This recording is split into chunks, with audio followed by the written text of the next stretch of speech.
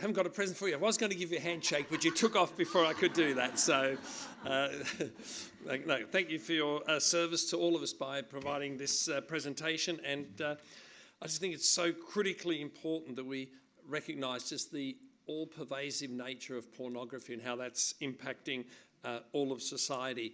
Jenny and I went to a cybersecurity presentation put on by a non-Christian lady in Southern River a few years back. And what shocked Jenny and me was the fact that the lady gave some facts and figures about how young people, and particularly young boys, at what an early age they actually access pornography. And she said she does little surveys with the kids before when she goes into a school to do these presentations, and she does a survey thing with them. And she said what shocked all of us was that most boys in the age of 12 to 14 think that the normal way of having sex is anal intercourse. Where do they get that from? It's from the pornography that they see. And it's shaping a whole generation, which is going to have a huge impact on how boys relate to girls and what the expectations are. When I was counselling women leaving the sex industry, connected with Linda's House of Hope here in Perth, one of the things that they said to me was that over the past years, those that have been in prostitution for a long time, that it's become a lot more violent because a lot of men, about 85% they reckon, are actually people who are married or in a live-in sexual relationship with a woman, but because they watch pornography and they want their wife partner to do things which they say no way, they go to a prostitute and you have to do what I want because I'm paying for it. And that's changed a lot of the dynamics. So let's not kid ourselves that this is just something for a little subclass. This is very, very pervasive. It's impacting on our whole society. So thank you so much, Wendy, for the work you do with the Centre for Human Dignity and making us more aware of the facts and the figures and how pornography, prostitution and trafficking are also interrelated. So thank you very much. Now it's my pleasure to introduce a very good friend of mine, the Honourable Nick Goiran. Nick and I go back a long, long way because when I was pastor in Willerton, he was in my catechism classes. So it probably says something about how young he is, or perhaps it might say how old I am.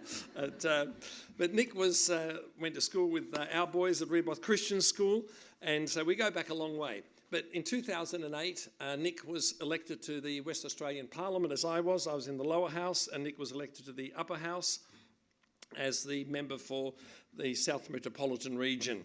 That's a legislative council. His term commenced, because they have sort of fixed dates, 22nd of May 2009, and he's been re-elected in 2013 and 2017. He's currently the Shadow Minister for Child Protection, Prevention of Family and Domestic Violence, which sees him work in two portfolios very close to his heart. Nick is branded a conservative, he's been branded a power broker, he's been branded all sorts of different things, but the important thing is he upholds that governments and society should ensure that laws and policies protect human life from conception until natural death, and that lifelong marriage between a man and a woman guarantees children their biological birthright of a mother and a father, which has a proven track record of providing them with protection, education, welfare, support and nurture. He also believes that these conservative values are the guiding principle of our civilisation and the cornerstone of good governance. So ladies and gentlemen, please make welcome Nick Goiran.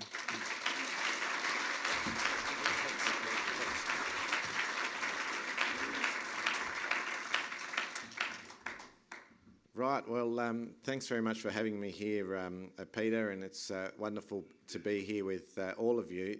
One excellent way to put me off my game before I even get started is to talk about catechism classes.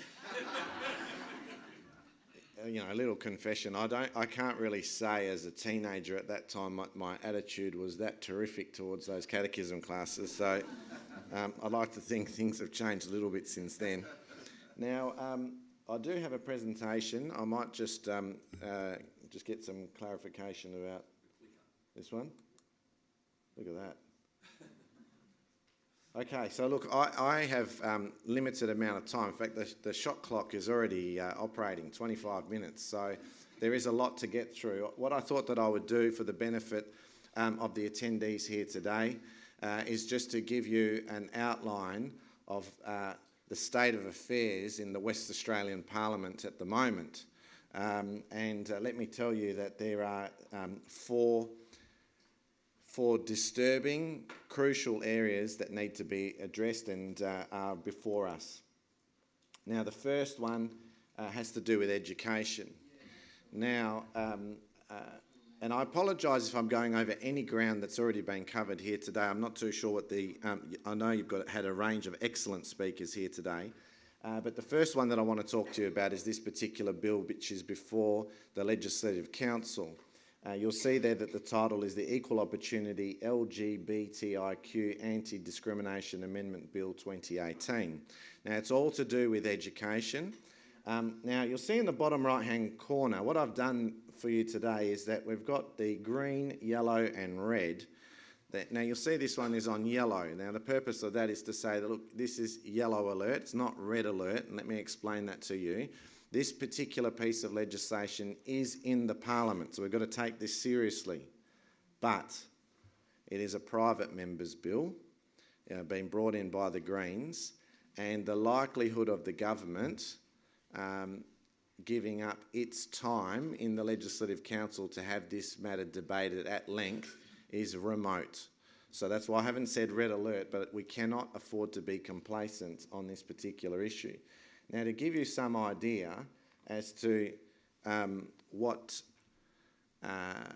drives this particular piece of legislation by the Greens, and frankly, the complete misunderstanding of how Christian schools, in particular religious schools, operate, I've just extracted for you this one quote out of the second reading speech, which I think best puts into light how much of a misunderstanding and ignorance there is about what drives religious educations in Western Australia. This is straight out of the second reading speech. It is understandable that a religious school may only want a religious education teacher or chaplain, for example, to be of their direct faith and to live within its beliefs. So far, so good. But there is absolutely no excuse for a religious school to sack a gay geography teacher, a lesbian bursar or a transgender gardener, for example. Now, you'll see in that particular quote from the second reading speech that there is an acknowledgement that religious education is something that is, if you like, sacred to these schools, and so therefore it is quite reasonable that they should be able to determine who does the teaching in that particular class. But where there's an immediate disconnect is the suggestion that somehow geography is different, or that people generally within the community, whether it be the bursar or an administrator or a receptionist or whoever else it is somehow different once again, and even then, the example of the gardener. Now, that misunderstands why religious schools exist.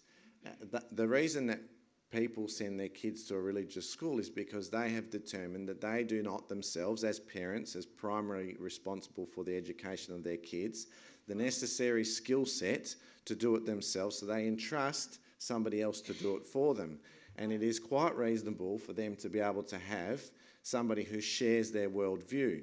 And that means for the whole of the community, the administrator, the gardener, the geography teacher, and so on and so forth. So it is very important, friends, that you communicate that to your local Member of Parliament. Now, as I said, this is a bill that is before the Legislative Council.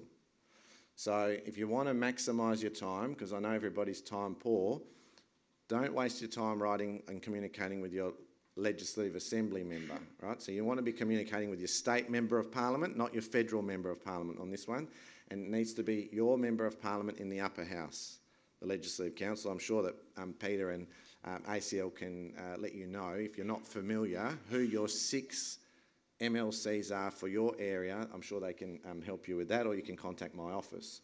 So that's number one. Now, number two, this is the one that I'm saying to you today is red alert. I've got 4 matters for your consideration today. This one's the one that's red alert. This is a bill. It is a government bill. It's in the Legislative Assembly at the moment. The Human Reproductive Technology and Surrogacy Legislation Amendment Bill 2018. Now, I'm sure that you will hold the same view as I do, that each child is entitled to a mother and a father, number one. Number two, a mother and a father are equal, but they are different, and we celebrate their difference, and they provide inherently different, unique characteristics to the upbringing of their children. And it is quite one thing for the government to say, well, look, now there's discrimination in this area because a single female can apply for a surrogacy arrangement in Western Australia. That's what happened in 2008 when the legislation passed the Parliament. And so, of course, they say, well, that's not right. That's discriminatory. What about men? Now, that is right. That when the government says that, that is true. There is discrimination at the moment. On what basis can you say that a single female is entitled to a surrogacy arrangement and a single male is not? However, just because the law is currently bad doesn't mean that we should make it worse. If anything, we should be trying to improve the law. So once again, I've just selected for you a quote out of the second reading speech. Now, this one is from the Minister for Health. So again, the reason I'm saying this is red alert, not yellow alert, is because it's a government bill. So our state government in Western Australia is fully committed to this piece of legislation, otherwise they wouldn't have introduced it. It's in the lower house at the moment. So again, if you're going to do any lobbying, any communication, this time you want to communicate with your lower house Member of Parliament. Each of you will have one MLA who represents you. There is no point in you communicating with somebody who's outside of your area because they won't listen to you because you're not a voter in their electorate. But you've all got one person that represents you in the lower house, and they need to hear your voice on this issue. Now, inevitably, if I'm brutally honest here, it's going to pass through the Legislative Assembly because it's a government bill and the government have overwhelming numbers in the lower house. So it will then come into the upper house where the government does not have overwhelming numbers. So there is a lot of work to be done in this area, but just to this quote from the Minister for Health, a growing body of sociological and psychological research shows that it is a supportive and loving environment, not sexual orientation or whether there are 2 parents or 1, that is important for the development of happy and well-adjusted children. Now, a couple of things to say about that. First of all,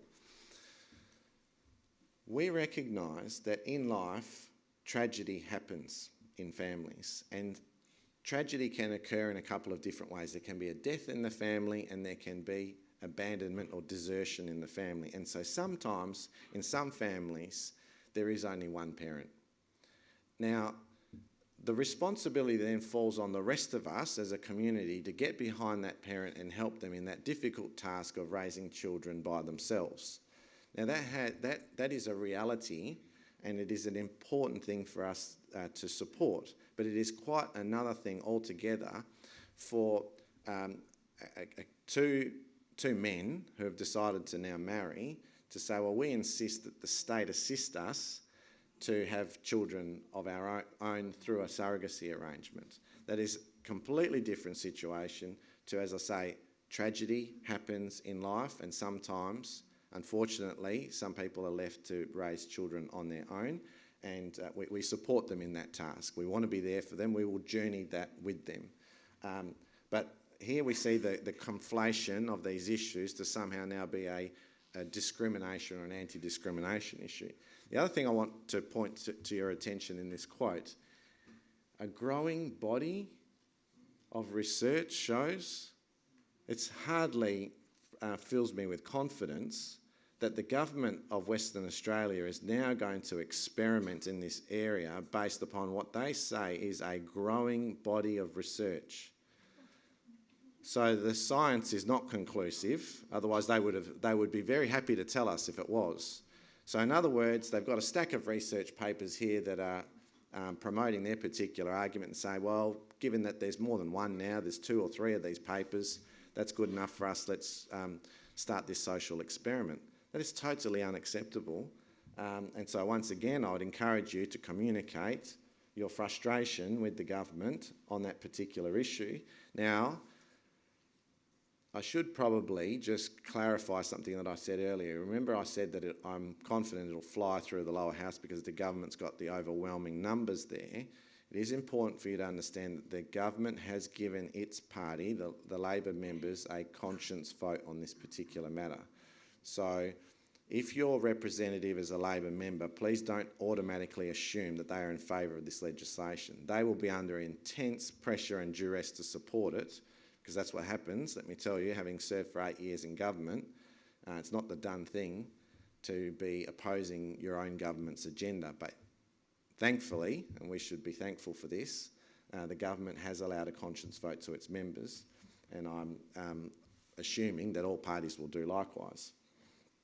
Now, the third matter that we need to get to today is last year when I presented to your conference, I spoke about this particular issue, the babies born alive, left to die. I encouraged you to sign a petition, and I want to thank you for everybody who signed that petition and for all of you who have been following this matter closely. So on the 1st of November last year, we tabled the petition. It was the largest petition that was tabled in the Legislative Council last year, more than 7,000 signatures. Once again, I thank you for your support on that.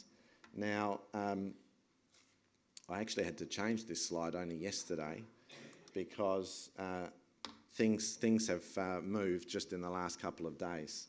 Just by way of background, the petition was tabled in November last year. In April this year, this was the response that was provided to the committee. I don't serve on this committee. This was the response that was provided to the committee by the Minister for Health. You'll see the first paragraph is just introductory, and you'll see the final paragraph is as you would expect. So the 3 main paragraphs read, "I appreciate the importance of this matter and the views on termination of pregnancy can be very strong." So we're no further informed because of that sentence. In WA, there are strict governance processes in place for the management of abortions. The service is provided in accordance with the legal requirements set out in Section 334 of the Health Act and also in accordance with the guidelines for the provision of safe abortion for women provided by the WHO. For this reason, I will not be recommending a review on the process of an inquiry into individual cases. That is, can I say to you, absolutely pathetic, because this issue of babies born alive left to die has got absolutely nothing to do whatsoever with the legal requirements in Section 334 on abortion and what the World Health Organisation's view of things is. What this has to do with is the fact that every child in Western Australia, when they are born, they are a citizen of Western Australia. They are entitled to the same rights and privileges as any other citizen and any other baby, premature or otherwise. Now, for the Minister, with all due respect to him, to quote that section in the WHO and then say, "For this reason, I will not be recommending a review," is grossly unsatisfactory. So I wrote to the committee in May, making those points, perhaps less politely than what I am today. And I am grateful that the committee did then take this matter on further. However, in late news, hot off the press, I have to tell you that I received the final letter from the committee 2 days ago, on the 29th, or 3 days ago, the 29th of August, and they have concluded this inquiry. Now,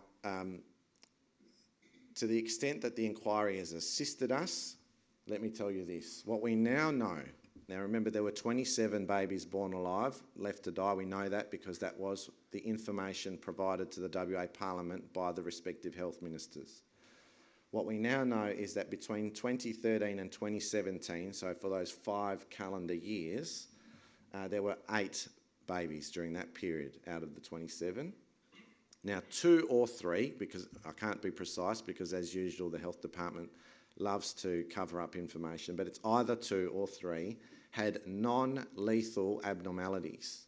Now, I say that with some passion, not in any way to suggest that I support the late-term abortion of babies with a lethal abnormality.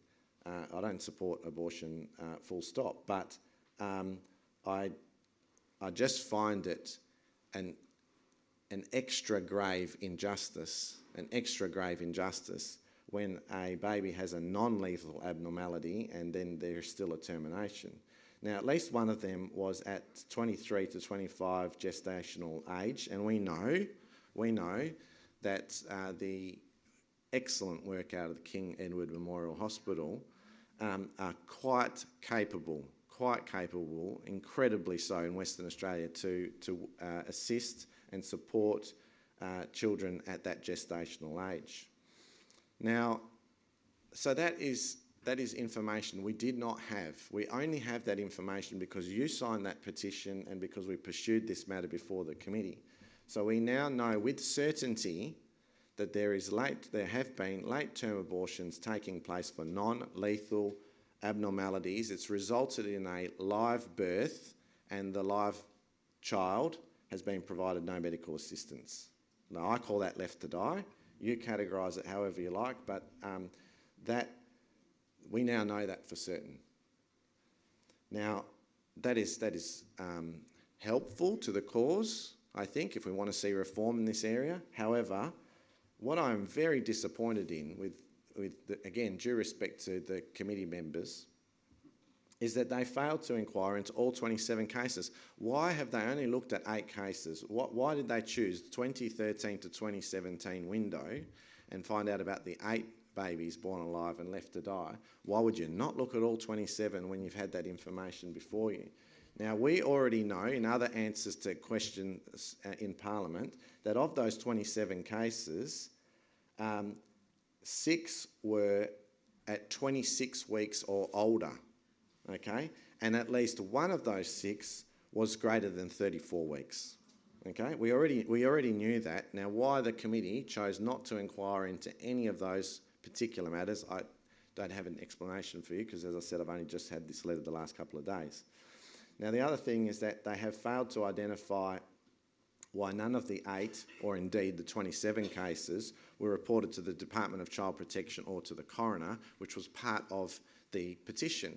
We say that every child born alive in Western Australia is entitled to the same standard of care, same standard of medical treatment. But if you're a child that's been born alive after an attempted abortion procedure, then fundamentally there needs to be a notification to the Department of Child Protection. The role of the Department of Child Protection is to look after and monitor at-risk children. And there is no child in Western Australia more at risk than that particular child at that moment in time. Now, that hasn't happened in any instance, and we asked the committee to look into that. I can't tell you why they haven't done it. And the last thing is that if after every best endeavour by our medical professionals in Western Australia they are unable to save the child and there is a death, then it needs to be reported to the coroner. And that's not just my view, that's actually the law in Western Australia, the law that has been consistently ignored and not adhered to. And so when a 7,000 signature petition goes before a committee, you would think it was quite reasonable for the committee to look into those things. So look, they've done some work. I'm grateful to that committee for the work that they've done because they could have shut it down even earlier, as past committees have. So we are better informed, but still gravely disappointed with the standard that's been provided and the final outcome. Now, if you'd like a copy of the committee letter, which provides this information in a bit more detail, I've just put my email address on there. So nick.goiran@mp.wa.gov.au. Just email me and I'll send you a copy of the letter. Now, the shot clock tells me I've got 5 minutes. So in 5 minutes, I now need to tell you about a 247-page minority report that I tabled last week. But I am conscious of the fact that there is a panel discussion that's coming up shortly, and so no doubt we'll be able to unpack some of these things then. You'll be aware that the West Australian Parliament established the Joint Select Committee on End-of-Life Choices. I'm not telling you anything that you don't already know, that the outcome of that particular committee was really quite well known in advance. I think any reasonable, dispassionate observer of politics would have known where this was all going from the get-go. No better example of that than when my colleagues and I moved for the insertion of an extra term of reference for the committee to look into, and the extra term of reference was essentially to look into the risks of voluntary euthanasia. And the Parliament said, no, we don't want to include that. It gives you a pretty good idea as to where things were headed from the get-go. I certainly have no regrets whatsoever of being a member of the committee. I was one of the 8 members. I'm the only one who attended every single meeting and every single hearing. And I was determined that that would be the case. I can't control whether other members attend or not. It's up to them if they want to be part-timers or full-timers. But for me, it was important to be there for every single session because I knew it would be far too easy for members of Parliament to say, if I raise an issue against assisted suicide in Western Australia, it's too easy for them to say, well, look, with all due respect to you, member, we dealt with that in the committee, or we dealt with that in the session where you were not present. Now there is no possibility of that happening because I'm the only one of the 95 members of the West Australian Parliament who's attended every hearing and every meeting, not only of the Joint Select Committee on End-of-Life Choices, but also the Select Committee on Elder Abuse, which I chair and which is due to table a report on the 13th of September. Now, you'll see here the chair's forward says, those who fundamentally oppose the introduction of voluntary assisted dying lack rigorous evidence to back up their claims. They will inevitably criticise this process. What I will just say to you is that the committee did table a 270-page report.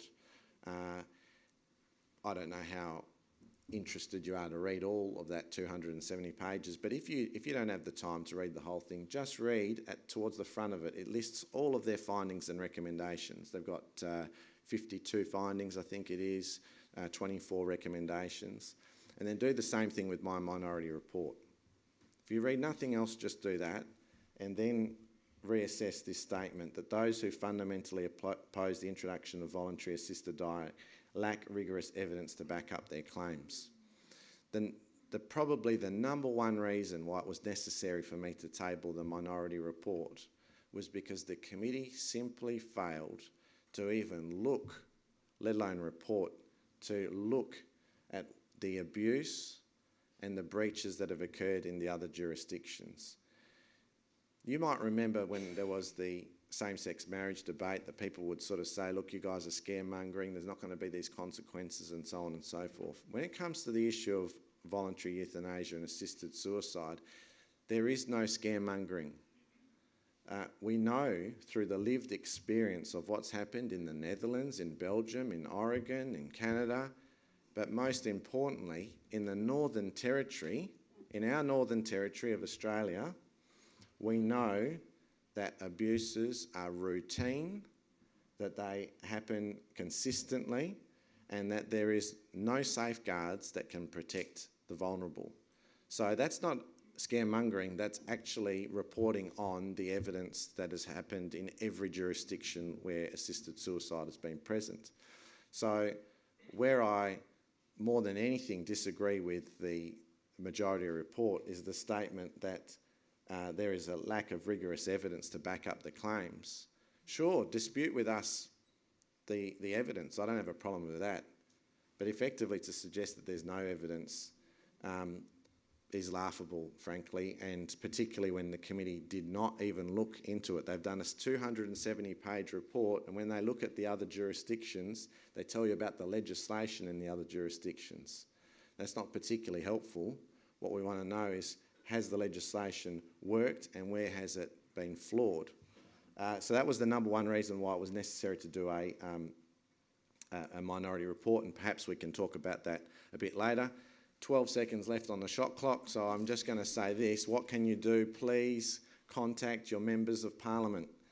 If you want to see some of this yellow and red alert stuff stopped, or in the case of the babies born alive, if you want to see reform there, you've got to communicate with your state members of Parliament. It's the only way that you're ever going to see change. Thanks very much for your time this afternoon.